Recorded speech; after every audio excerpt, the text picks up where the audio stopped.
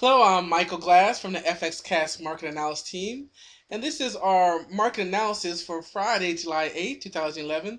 In each of our videos, we try to come up with high probability trading setups. We'll look at the gold chart to try to find leading sentiment.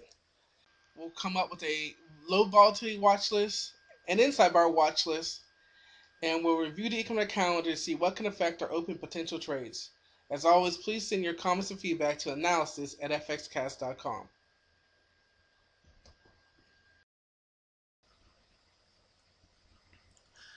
Okay, as always, we are starting off with the gold chart, and we can see that we're basically putting in a doji in today. Yesterday, we confirmed that we're in this new auction area, but we're putting in a doji, and that's pretty much because, for the most part, for the past couple of days, we can see on an hourly that our price action has been overbought, and we coming up to the market profile, we can really see a line in the sand here around 1529, 1528, where a lot of the volume is accumulating. So right now we're above that, and that's good. Our volume is in parity. It equals yesterday, and the buyer and the selling volume pretty much are the same. So this is setting up a very nice rising 3 chart pattern, mat hole type chart pattern for continuation up to the upside. We had some jobs data today. It will be confirmed tomorrow. So we'll see if tomorrow's more publicly accepted non-farm payroll for the states will affect gold and allow gold to run higher as the dollar goes lower. But what we'll see is the dollar actually continue to move higher as we move to the pound dollar. So now when we look at the price action on the daily, we can see two things. The strength is getting weaker, but the sellers are still in control. The other thing we can see is that we've had these lines drawn in for a while. First, as a support here, we drew that in. And then as we came down, we drew this line in to match up with this area in here. So we seem to be in this range where we wicked out of it and we're winning out of it, but we're seem to be closing right inside of it. So what do we need? We need a catalyst. And so when we come over to look at this on the hourly, we'll see, yes, the dollar is in control, but there it's not even above zero. And the pound is hooking back up while the dollar is hooking back down. So it's good to see the dollar up. But if you were watching here, you can see that the dollar just put in fractionally a lower high here, fractionally, and we see that the pound is hooking up. So that might mean that in this turn here, we may have an area to see where buyers will find value. But we'll have to confirm that.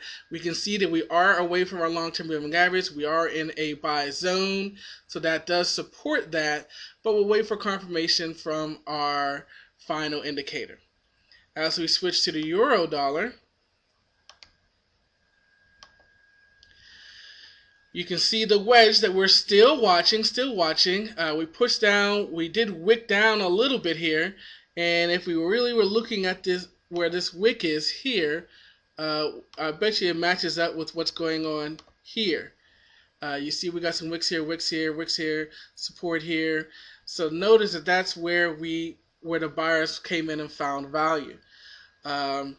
Here we can see just fractionally today that the euro took control. Now they're running parallel, which was probably what gives us the as the euro took control, we ran back up, and now that we're running parallel, fractionally above and below zero, we're getting this sideways action. So things to look at is that we've made our run back up to parity. We're still fractionally in the buy zone. The dollar still showing strength, but we can see the big move that the euro made and bouncing to try to make another move. So that would be good, and possibly now we won't come test the bottom of this. Maybe we will now go test the upside of this downtrend channel. Finally, we have the dollar franc here on the daily. We've been watching the downtrend, and we've been watching the support at 0.8318. We've been watching the volume kind of go up and down. The sellers are still in control. The selling volume is still there. And we can see that we spent a couple days at parity, and now we've made our push up. We even wicked up into some sell zones. So we're still kind of in a neutral zone, yet we're away from our long-term moving average. We can see that the dollar is still in control, but they're both heading currently right now down. Notice that we said fractionally before the dollar put in a lower high here, and we can say the same thing with the franc, more severe. So the dollar should stay in control, which may allow this move on a daily to get above these wicks and test the 50 moving average. But in the end, we can see that we don't have the confirmation to go long with our indicator, and in the end, we are right now currently in a neutral zone. As we go to our low volatility watch list, currently we're not watching anything under our 1 hour Bollinger Band setup. And for our inside bar, we're going to be watching the pound yen.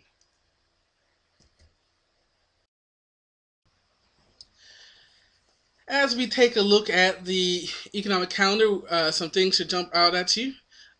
First, we can see we have unemployment here, and then we have some inflation data for the pound. But what really jumps out to you are a couple things. First, we have labor force survey for Canada as we continue with the jobs for announcement for the various countries. So now we have Canada, and then we have the official jobs number for the states in the non-farm payroll. And then if we come all the way down to the bottom, we have some inflation data for China and their interest rates, which were actually raised, I believe, this week. The CPI data could definitely move their market also.